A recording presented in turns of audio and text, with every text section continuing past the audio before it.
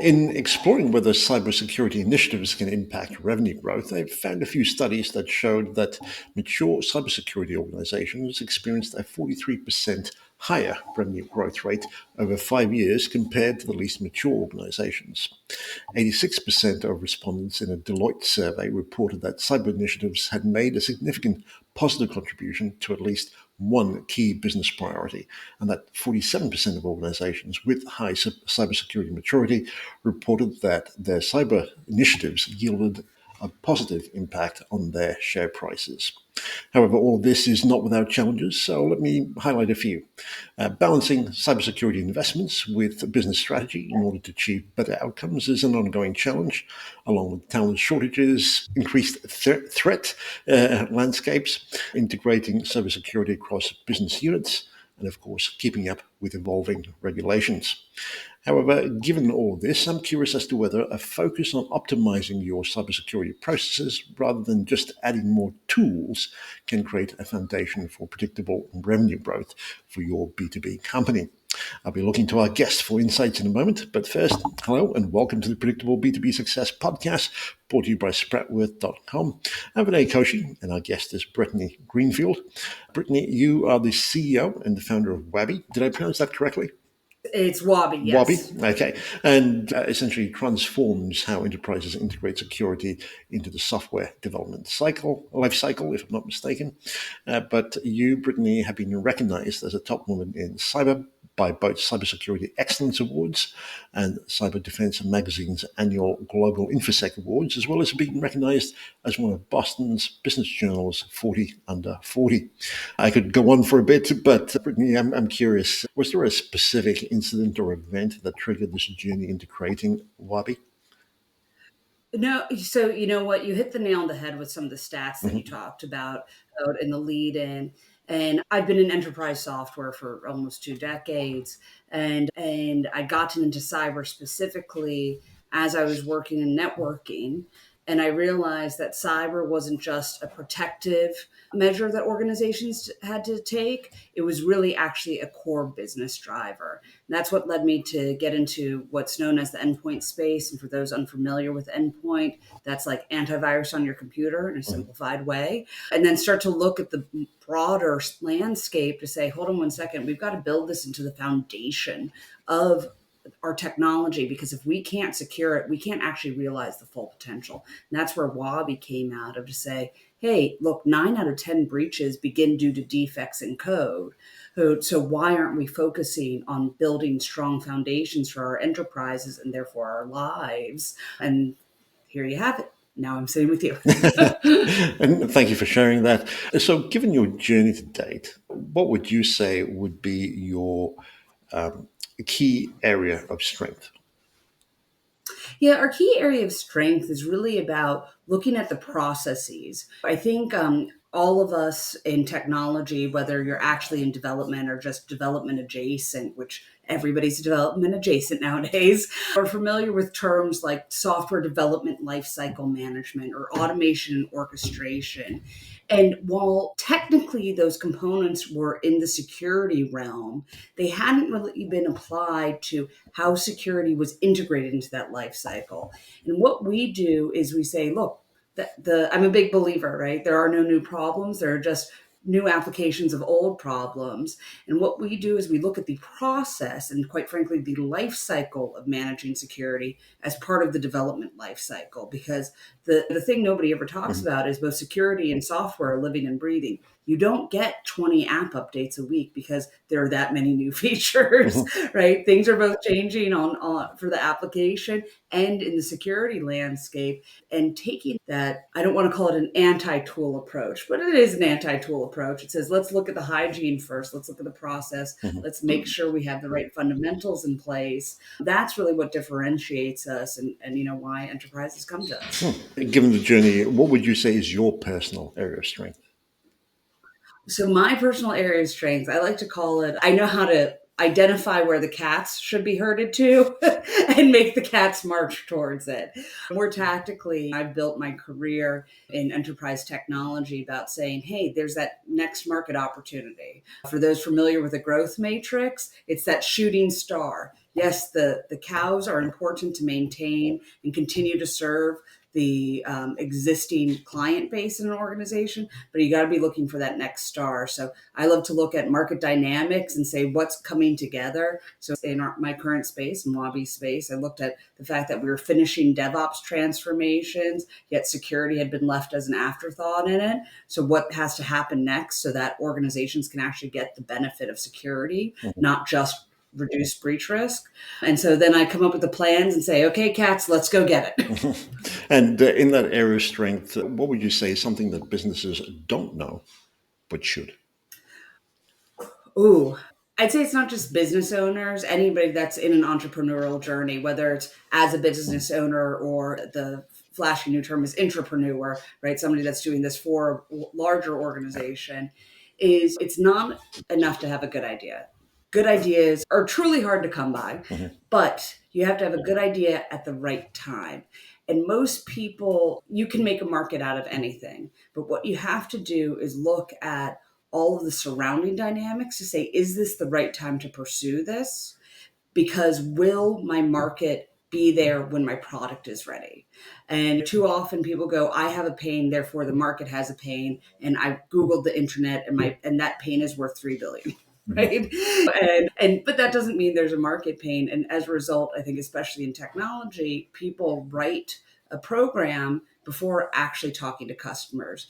The thing that people forget is not that it's easy to write an application, but it is harder to make somebody care about your application because you've got to really tap into it. And I think that's where a lot of times today in our innovation and entrepreneur culture, whether you are a technology, a entrepreneur, or just a small business owner, wherever you are, people forget to go out and do that market research and really truly build towards that pain.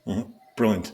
I know you talked a little bit about Wabi, but could you explain how most organizations attempt to address this security issue with perhaps a multiple set of tools or existing set of tools, and then how Wabi would fit into the scheme of things? Well, I don't want to cause panic amongst your audience, but the reality is it's a sad state of affair.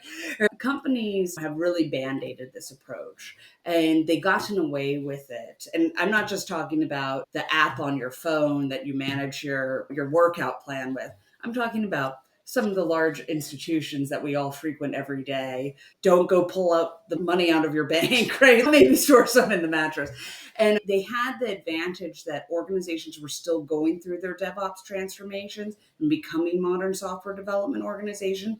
And it was really only in the last year that you saw us cross the 80% threshold where DevOps was the norm, right? There's the difference between the philosophy and the reality. Everybody had wanted to be a DevOps organization for a long time, but to actually get there took a long time. So they were able to get away with this band-aided approach. And that band-aided approach included a lot of manual processing, Excel, individual tools, and what I broadly term as check the box security. Hey, did you do that? Yeah, I think I did that, right? It relied heavily on putting developers in training quarterly, and it's not the developers' fault. They're not cybersecurity experts. You hit on the fact that in the US alone, we have a 3 million cybersecurity professional shortage, right? But even if you could fill every one of those holes, people aren't scalable, especially in today's pace of development. So you need to find a way to empower developers with autonomy.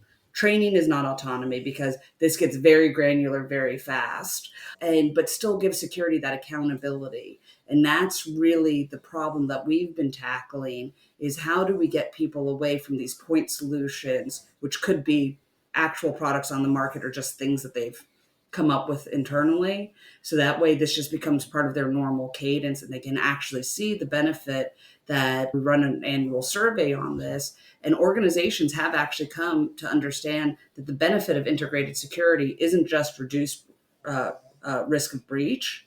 It's actually reduced project delivery delays, and which means reduced overall business risk. And that's really what we're tackling here is how can we bring the temperature down on all business risk. Cyber is just one of those. Mhm. Project delivery is another. Restaffing is another. That actually always comes up as one of the main concerns about not having integrated security as well. So that's really people, it's breaking now, right? When you have 80% of organizations that are DevOps and most of them are shipping code, it may not be necessarily a new release, but that they're shipping code more than once a week, that breaks down really fast. And that's why I like to talk about, as you heard me say before, the process. We're technologists here. First, the people. We have overcome that cultural hurdle. Security is important. Nobody's questioning that. And you don't need to even question it when you had 26,000 new vulnerabilities, let alone Mm. updated ones, registered last year. So several thousand being published a month. So we got that. Then comes process, and then comes the tooling. And what happened in what's more broadly known as the DevSecOps initiative is everybody went immediately to the tooling and they forgot the process. Mhm. So that's where organizations are struggling today. In terms of what you help organizations do, does it also help them with things like SOC 2 compliance and ISO certifications, etc., as the overall process of securing their applications? Exactly. I like to say what we get to do from a compliance perspective is compliance management by exception. When it's running on Wabi, everything goes to plan. And in the world of SOC 2 or anything else, it's saying, yep, we set out how we're going to secure ourselves within this framework, and we did. But we all know nothing ever goes to Mhm. plan. So then there's the exception management. Did the right people sign off on it? I like to call them the chutes and ladders. Did we make an educated decision to accept this risk? So very often I'm oversimplifying obviously, but our customers, when they go through their audits, can say, hey, here are all the times we didn't follow it and here's who signed off on it, rather than the good old fashioned get every developer in the room and shine the light on them. So it improves efficiency. And I always struggle talking about compliance because we can't live in a vacuum to say that there's no compliance for anybody. And that's actually one of the things we've seen rise to top of mind again. It had gone away for a couple of years, but you have the increased SEC reporting rules, CMMC for those that are involved with government and who's not somehow. And so compliance has become top of mind again.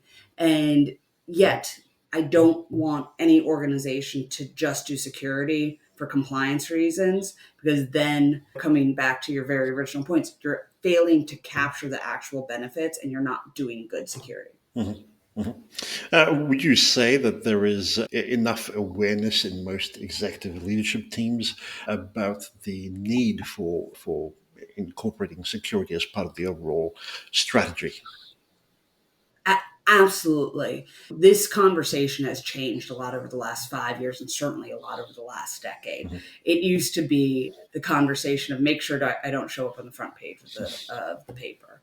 And two things have changed. One, everybody has shown up on the front page of the paper, right? And there's just acceptance. And it should not be a giving in, interpreted as people just giving in. It's not if you get breached, it's when you get breached. The question is what happens next? And that's where you've actually seen organizations, not outside of the security organization, accept this term of cyber resilience. We like to call it risk management by design. Have we put in the appropriate controls in place Mhm. so we're balancing our risk, but not wrapping the baby up in a bubble and never exposing it? Because then we never actually make forward progress. And so as a result, you're seeing it more tactically, right? You have cyber for public companies or any company with the board. You often have a cyber committee, or even they search out somebody with some cyber experience to Mhm. help educate, right? There's still an education curve. Nobody's assuming they know everything about it. But it is that conversation about cyber risk as part of overall business risk and how you manage that. And executive teams are no longer shying away from that, but rather encouraging that as part of their day-to-day business. Mhm. I wonder if you could explain how this would work with, say, a B2B tech company that desires to balance the adoption of cutting edge technologies like, say, AI with maintaining Right. fundamental security practices. It is AI is one of the things that bothers me the most, quite frankly. And I look at it, I was on a panel recently, and everybody on the panel was asked about AI, and I was the one, obviously being in the profession I'm in, that went, here are all the risks. Don't do it. Turn off your phone, right? Hey, and this is why I go back, and I think it's a really unique opportunity for the broader application security realm that we're in, and is that it's all about hygiene and process. Mhm. Quite frankly, AI security isn't, it's obviously technically different, but if you have the right process and hygiene in place, adding AI security in is just one more data point. It's one more check and balance in your security process. It should not be scary. The problem is, and why this is so scary, is that I mentioned that it's only been in the last year that 80% of organizations are DevOps. We finished 2023 with 5% of organizations doing essentially what Wabi does. It's called application security posture management, that orchestration of the process and integration to the SDLC. But they're going to hit 40% adoption by 2026, right? So Mhm. people have that fire underneath them because they've realized they don't have the good hygiene. And if you, we've said this and how we were architected from day one, if you have the good hygiene and you look at this as a process issue first, you could say tomorrow I become serverless, right? Great. Mm. There's a tool for that. There's a policy. There's a set of order and rules that you follow to make sure you're doing it correctly. And so that shouldn't be any different than just any other technical adoption. The Mm. reality in the market is, it's feeling very compressed because AI is running much faster than we saw a lot of other technologies. I think it'll balance out. I'm a pragmatist on this. We talk about the broader AI Mhm. market. You're already seeing burnout on people using it in development teams. So again, hygiene. We have this policy ourselves. You are never to cut and paste code into any AI machine, and you are never to cut and paste code from an AI machine Mm. into ours. But if you want to use it for inspiration, great. That's a process thing. There's no tool, there's no anything in there. So I think we'll see a little bit of a balancing out as we've gotten this. And then, as you certainly know, from a technology perspective, we're years away from actually having the computing power for AI at the Mm. scale that we think about it. But that's why there's a lot of cool companies starting to tackle this problem. Quite frankly, it's the fun thing about cybersecurity. You've always got to be one step ahead of the next innovation. I wonder if you could help us understand this term hygiene a little bit better. Mhm. What exactly does it entail? And for perhaps non-technical founders or people in the executive leadership, what should they keep on their radar, so to speak? Yeah, so let me take a step back and use an analogy that I think everybody can relate to. We all go into buildings every day, however tall they may be, because we trust that they followed a set of processes Mhm. and checks and balances that have made them safe. The same is true in software, but this is where security has been absent from it. When I talk about hygiene, it's understanding what that set of processes and checks and balances is and making sure you have the right moments to slow down. Mhm. It doesn't mean that you lose overall velocity, as we already know from development. It just means that sometimes you slow down to speed up. Ask the developer, did you actually configure the firewall the way it is supposed to, and take that time. You don't necessarily even need a robust set of tools. You can just ask for, the term is attestation, right? Sounds very formal, but that's just me saying, did you do that? Mhm. And cool, great. I told you what you had to do beforehand, so you weren't playing this guessing game. And then you can tell me whether or not you did it. And then it's up to the company to say, is this important enough for me to then have another checkpoint, which could be an automated tool? And that hygiene is what's known as policies, right? And it's not just, you heard me talk about it before, it's not just regulatory policies, Mhm. it's how you marry the things that have to get done, the security things that have to get done, with the business things that have to get done, and how your organization chooses to do that. It's like choosing, back to the house analogy, it's like choosing a lock for your front door. You're going to have both regulatory policies. Is it residential versus commercial? Is it in Boston versus San Francisco? Oh, and so those will dictate, choose what kind of brand you like. And do you want a deadbolt? My risk profile may say, I actually don't care about a deadbolt. Oh, but my best friend lives down the block from me and she hates the fact that I leave my front door unlocked, right? And even when I'm in the house. And so it's about, that's the policies and that's the hygiene and it's the simple human things. This isn't a Mhm. security problem, as I said before. This is have you told somebody what they're supposed to do in a way that's easy for them to do it? In this case, development.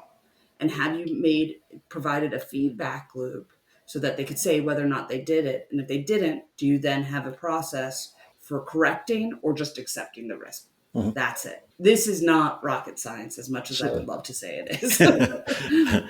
terrific, and thank you for expanding on that. Could you also help us understand how Wabi approaches understanding and solving specific security needs of some of your clients? Yeah, so there are three ways. As I mentioned, at the core of every organization's application security program is a set of policies.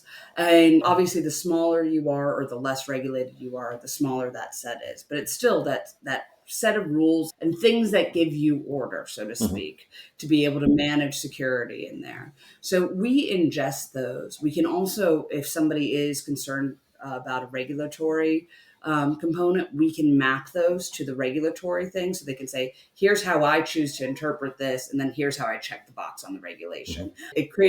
It helps actually create a little bit of mental separation while still giving them that compliance that they need. But that's where our policy engine then takes that application information. And because each application, let's use a bank as an example, right? As customers, we log into our bank account and we go, great, that's just one big banking application.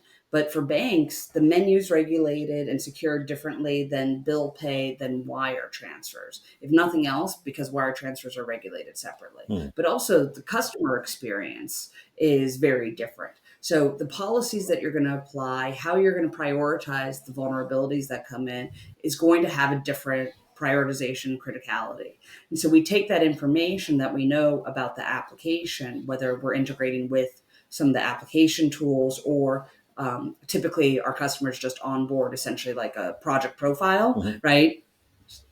It should feel very familiar to the developers. What are Yeah. you developing? And we take that to then orchestrate that whole set of rules and then create those inflection points. Hey, is this a crown jewel and we actually want the developer to stop? Because we're going to ask for their attestation. We're going to have a separate tool check, and then we're going to make sure that they fix all the critical problems before they complete their pull request. Great. Hmm. Other times it's the lunch ordering app, and you just, for auditing purposes, hey, can you just certify you did this? Great, carry on. But where we're truly unique, all this information we gather on the front, as I mentioned before, both software and security are living and breathing, and therefore the security requirements are dynamically changing. Hmm. So if something either changes in how a company approaches security, right? We all remember Log4j. So a new policy got rolled out. The question was, what applications were impacted? And you can't fix everything first. Wabi knew the answer based off of the policies, and so was able to communicate without human interference, other than Hmm. the creation of the new policies, to the development teams. I need you to fix this first, that second, and then these things can wait because they're not critical. But we're going to block this until everything else gets fixed. Or something can change in an application. One of our customers has 50,000 data types. And when those data types change a certain category in one of their observability platforms, we roll out a whole new policy set. Why have more friction Hmm. if it's now downgraded data types, or if now the data types become more sensitive? Let's introduce friction because we're willing to slow down the process to make sure there are no surprises in the end. Hmm. That's really when I talk about orchestrating the life cycle. Life cycles recognize that they carry on, right? There's a Hmm. reason we use the infinity loop in DevOps, right? There's never any ending there. And even the ones that get sunsetted eventually have to be monitored, and you have to have a checklist to sunset them. So Hmm. Does Wabi actually integrate with existing project management tools? product management tools like Jira, all the application security testing tools, as well as the infrastructure tools, whether they're infrastructure security or on the application, things that could potentially notify us of variance from the norm that security would want to be notified from. One use case we have is, hey, API usage is 20% out of the standard trailing 30 days. Let's notify security so they can call development and say, are you doing something different or should we be looking into this? And this is where you're also seeing, and I believe application security is having a moment. You're seeing this convergence of cloud security, right? I think a lot of your listeners probably are familiar with CrowdStrike and Palo Alto, right? They've been in security and different components of that and talking about cloud security for a long time. But so that's coming up from the bottom of the stack, right? Here are the things that we're interacting with. But then security is coming from the core, right? The business need, the code, the application. And you're seeing this convergence because at the end of the day, if you need a firewall to be coded a specific way, who are you talking to? The engineer, right? And so you can't build taller walls and deeper moats if you don't have that integration of the two. And I think that's really Certainly. where you're seeing the evolution of the market today. Right. I'm also curious about budgets. Now, I'm curious as to what strategies you would recommend B2B tech companies use to justify and manage their cybersecurity budgets effectively, given how much competition there is in the overall software development space. Exactly. It's so tough because people always love to point to the fact, and I'll get the stat off a little bit, but something around 80% of organizations in 2024 had their budgets for cybersecurity stay stable or increase, and about half of Okay. those saw a substantial increase on that. And it's easy to go, oh my God, cybersecurity budgets are growing. First of all, if you talk to any cybersecurity professional, like any other Mhm. professional, the budget is never enough. But it's very true. And you forget, right? Cybersecurity budgets are often pinned to other initiatives, right? So they're only growing because other Right. initiatives are growing. So the big thing in terms of justifying cybersecurity budgets, because as I'll pick on the industry a little bit, they have a little bit of a propensity for shiny object syndrome. Ooh, you mean there are 3 new toys for this? Right? Hey, okay, we're going to go buy all of them. And then you see consolidation, which is good because sometimes you do need experimentation. And Mhm. as I said, it means that they're very open for innovation. But the bigger things, and this is one of the nice things about the maturity of the cybersecurity market, as we talked about with both at the executive level, and apologies, there's a dog barking in the back and my dog is responding. And I don't need cybersecurity. I have a pug that does my physical security here. And so when it comes to budgets, one of the biggest challenges they had for a long time was proving the ROI of their budget, right? How can I prove the ROI on something that didn't happen? By saying, I bought this tool and it didn't happen because I bought this tool. Mhm. And it's a nice thing that we're seeing with this better integrated and largely distributed cybersecurity model with application security, cloud security, is that you're now tying into key business value drivers. For example, in the AppSec world, you talk about ROI in terms of developer productivity, project delivery delays. I mentioned our annual study that project delivery delays and the absence of the cost of reallocating resources all ties back towards the budget justification. So I think that's one component, right? The closer you can get to the business value, the easier it is to justify it. Right. The second is also cybersecurity talent is some of the most expensive talent out there. It's also most prone to churn, and the replacement cost is 50% of that person's salary.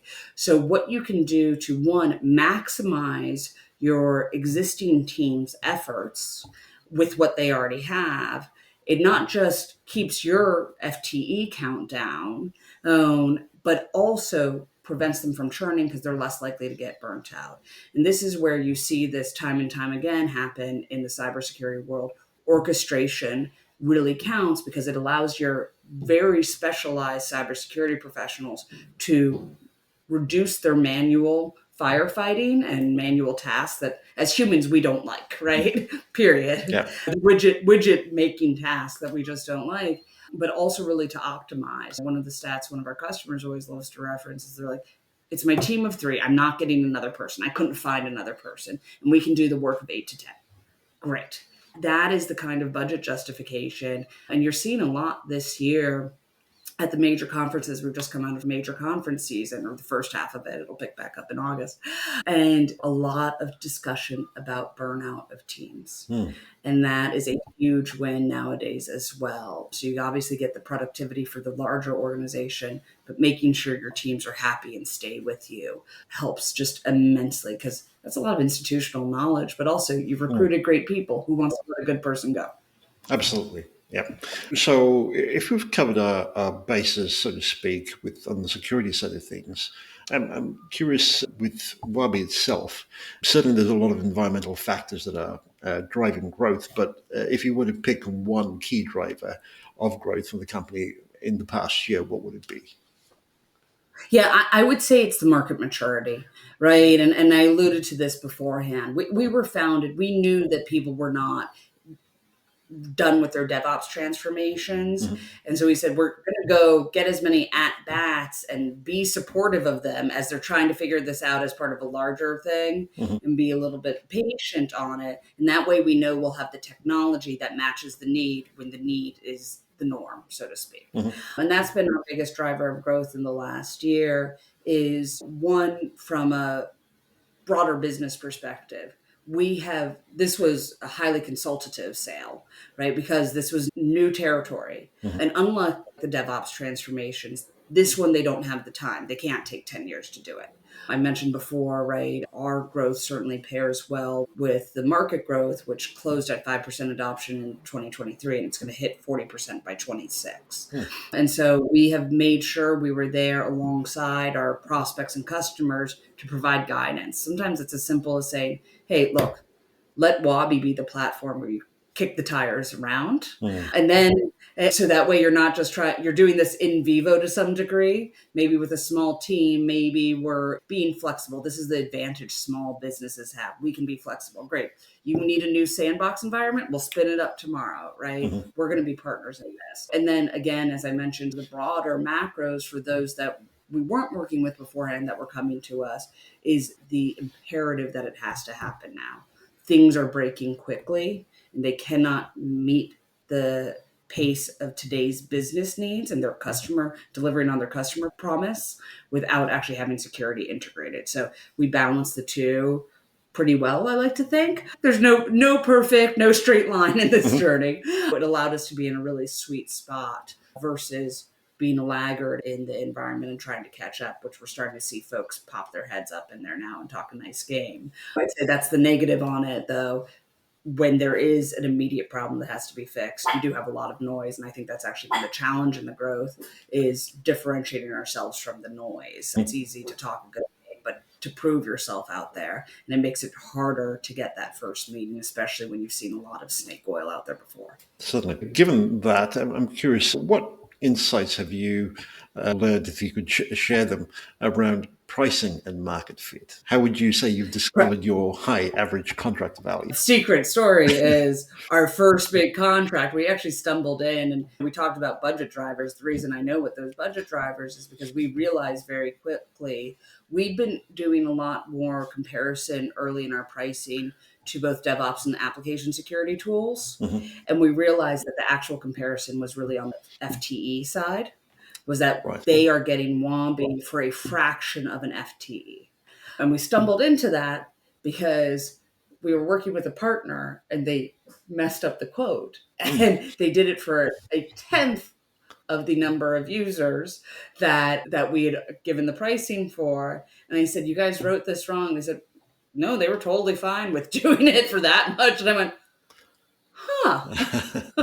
and it made you rethink it. And pricing is separating out Wabi. I love geeking out on pricing. Pricing is the hardest thing to get right, and you can't change it. And so for us, we actually look at it not just as the FTE, but also as a function of the fact we're integrated both into their security and their DevOps tech stacks. So we want to make sure that we're maximizing the levers we have to pull based off of what their incentive drivers are. So if it really is just the FTE thing, that's really easy. That fits into the all-you-can-eat enterprise. We're looking at them. But it gets more interesting when you look at the folks that have a much smaller use case. We have, I call it the scale me buyers. It's typically one person that's called like a head of DevSecOps, formally or informally. And they actually have a small tech stack, but they're going to use the hell out of one piece of Wabi because that's the part of their job that they need orchestrated to make them a hero. And so looking at those different levers, so we're not necessarily going to give them the all you can eat, but how as they can increase their usage and continue to see additional value in Wabi, they'll eat more. But the other side of that is they'll also mature, and we want to make sure we have a consistent share of wallet. So if they're spending more on DevOps programs and they're spending more on security programs, they should be spending more on us. And so that was the balancing act and discovery that we saw. But you got to be willing to adapt, but at some point in time, you can't. I had a great pricing professor in grad school. You can never price based off of what the customer says they're going to pay. You can never price based off of your competitors, and you can never price off out of cost. She told us this the first day. Hey, she said, you got to go really look at what the value is you're delivering. Yep. And like I said, again, we were looking at the orchestration and productivity. We missed the FTE early, and that actually gave us a huge benefit of out of the gate, a high ACV. Right. I know you also talk about the land and expand model. Could you explain that and how it works in the context of cybersecurity? Yeah, so there with land and expand, there's obviously as consumers, a lot of us probably use Dropbox or something similar, and we're used to the freemium model. Well, there's a time and a place for that. Enterprise security is not the time and place for it. It's still a complex model. I'd argue maybe in the SMB security space, you could probably get away with that. You've seen it, and it depends on the problem, right? There's an application security provider that does do the land and expand freemium for developers, but because we're bringing together a lot of different teams, you can't just toss into one hand. So when we approached the land and expand model, for us, it was focused around the small use cases, right? I spent a lot of time so far harping on this idea of a life cycle. But the reality is that they're very small things and nobody's boiling the ocean. So it was making sure this is where you have to align your product and your sales strategy to say, can somebody use just this portion of our product successfully, get the value that they're paying out for it, and then still have exposure to say, oh, that's the next step on my journey. And that's the next step on my journey. Quite frankly, it was a stumbling block early for us because people loved our end-to-end life cycle approach. And we realized that their maturity didn't match their appetite. And so we had to start focusing. Okay, let's start with a smaller team, as I mentioned before. Let's start with just one use case. And I think in the enterprise, I'll get out of the term enterprise, complex problem solving. And the problem that we're solving, I like to term as the DevSecOps hairball, very complex, a lot of stakeholders, tools, processes, data. And so you can't put that into somebody's hands. You need to be there to be their guide. There's certainly plenty of other opportunities in enterprise where it can be more self-service. And that's certainly something we've figured out as well, too, to say, how could we do self-service? And we've gotten very micro use cases, for example, secrets management. And something that shows off a little bit of everything that we can do because it's all about the life cycle of a secret. It's easy to say, oh, you have to renew a certificate. What happens next? And what's actually the rule around renewing the certificate? That gets very nuanced very quickly. And so we've found that approach with the life cycle. But really for us, it's been about hearing what our customers are saying early and then honing them in while still making sure they're looking at that long-term roadmap and being, quite frankly, practical and pragmatic about it. So, my takeaway listening to a lot of what you're saying is that it's really important to focus on process improvements before looking at Yes. things like integrating new technologies. Would you say there is an issue with most companies in that they have a challenge in identifying and optimizing their processes, in particular their core security processes? Yes, I think the biggest challenge that you have here is, as we talked, security is not just in a room by itself anymore. And so now you have security interfacing with all components of the business, regardless of what aspect you're in. And I think this is where it's really tough. One, there's a lot of institutional knowledge in security teams. And so that's not necessarily codified, right? I talked about working with a lot of our customers, and very often it ended with the process saying, you call Joe, right? That's not Yeah. it's a process by pure definition. That's not a scalable process. So there was one, and then you start to bring a lot more people into it. And I called it the hairball, not just people, data. right? You have data and then speed. And that becomes very tough. And it starts to show the breakdown in processes. And there's something called Conway's Law that says, I'm going to screw this up. It says that any organization that tries to implement a process, it will replicate the communication structure. So if you don't have that natural communication between security and development, well, you try to implement a process between security and development, it's not going to do well. And there's a famous old graphic, I'll share the link with you, that it showed all the different org charts for Mhm. major technology companies. And you had, I think it was at Oracle, you had legal, and then everybody else. At Apple, it was people pointing guns towards each other. And it's one of those things. And you go, of course, an organizational structure and a process structure have to marry each other. It's not, and the challenge is you have different incentives, different ways people think. So let's keep it simply with security and development. Development's job is to get things out. Security's job is to stop things from coming in, Mm. right? In the most simplistic way. So how do you create a process that empowers both of them? And so that's where I think organizations are starting to see the fine edges of their processes Mm. not always be there. And it happens, right? It happens. It's not picking on any organization. It Yeah. happens at every organization that you end up having process breakdown and things that that are put in place to make up for the breakdown rather than the transformation. Certainly. For someone who's perhaps very numbers oriented Mm. and looking or aware of the security needs within their organization, could you share from your experience some of the numbers that have led to overall business growth as a result of Yes, using Wabi's processes? And absolutely. So the first thing that we actually see, and just for those that may not be as familiar with security, with application security, right? The notion of releasing vulnerable code or code that has a vulnerability is just think of it as a security bug, right? I know I have an opportunity. That's while in on the front page, you may hear about a ransomware attack or whatnot. 9 out of 10 times, they're leveraging a vulnerability, that opportunity for the bad guy to get in the door that's in the code. And so what our customers see first and foremost, because we're able to deliver context to all this data and really just make sense out of the noise, that they're half as likely to release vulnerable code. And that means one, they're fixing the vulnerabilities that they care about immediately. The second is actually a little more, a little softer. They actually know what they care about, if that makes sense. You can't fix everything. What Wabi helps them do is understand the 5% of things that have to get fixed, the 10 to 15% that can get fixed later, and the 80% that can sit out there until something changes. And that's one of the other big transformations we see when we do these ROI studies is that they're also changing the definition, so to speak, of what vulnerable code is. And coming full circle on our conversation is understanding that vulnerable code is code that we're releasing that has not passed our risk management requirements versus just code that has vulnerabilities, because 26,000 new vulnerabilities last year, every code has a vulnerability in it. So it's more about, is it something where we actually haven't managed the risk? So that's priority number one, low hanging fruit, just quite frankly, cleaning up the mess that a lot of organizations have in their vulnerability management.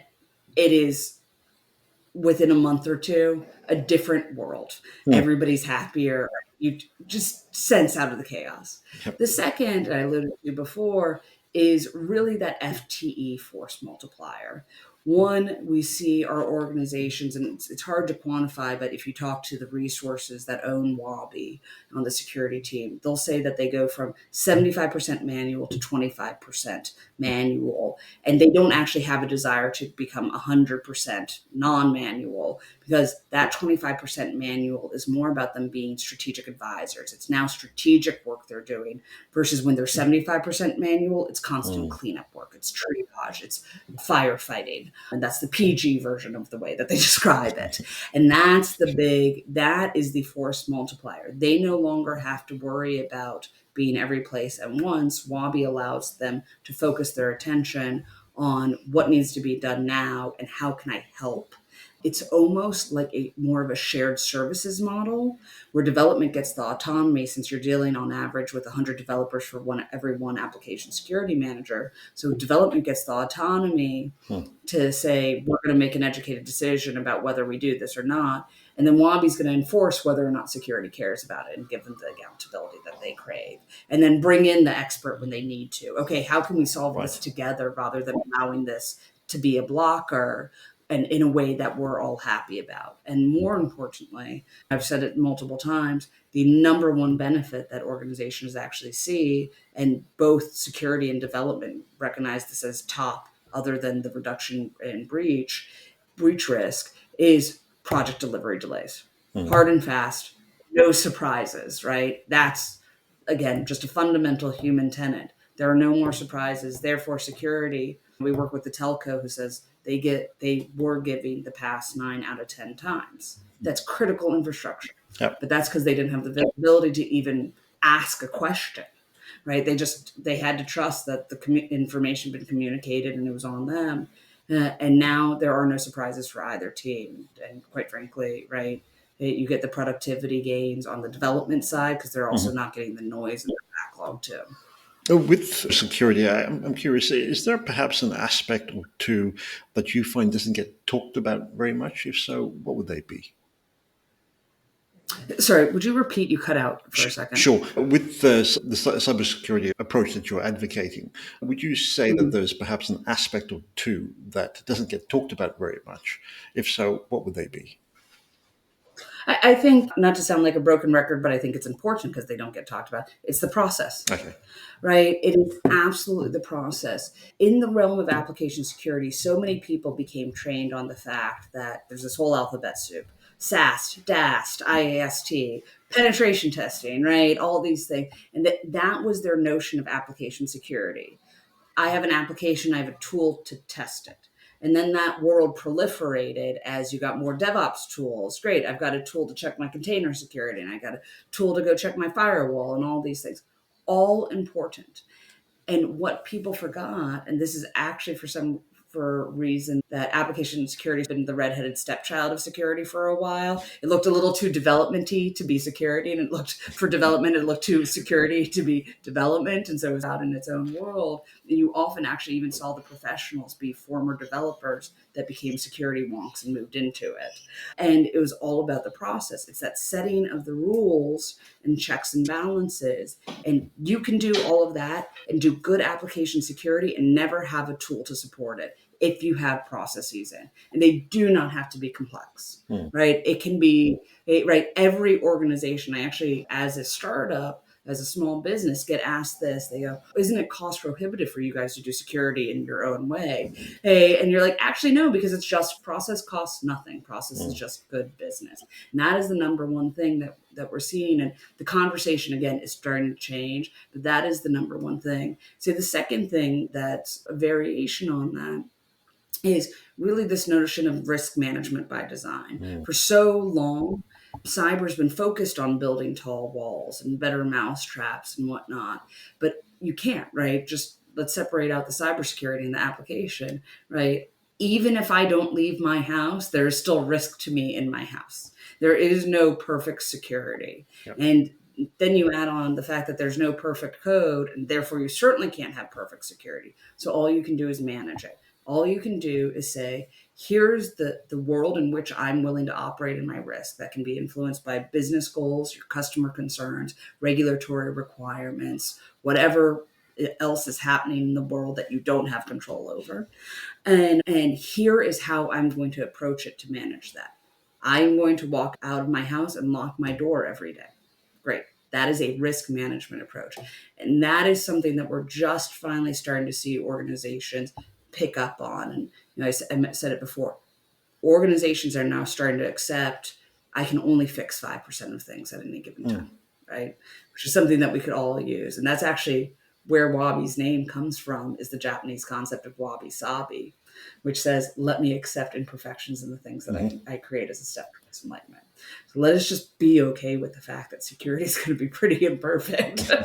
And all we can do is manage the risk. All we can do is say, what if? Let's make sure we have that process in place. Thank you for that. To wrap up, if listeners are curious, want to find out more, or connect with you, where would you recommend they head to?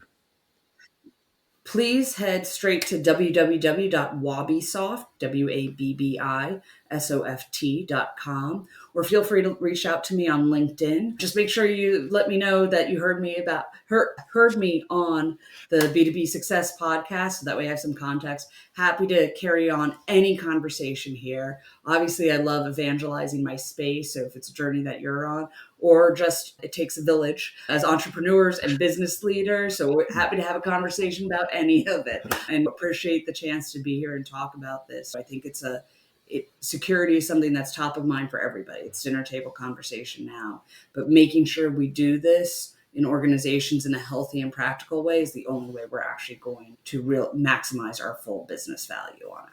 We'll include links to that in the show notes. Brittany, thank you so much for doing this. Thanks for having me. Talk to you soon.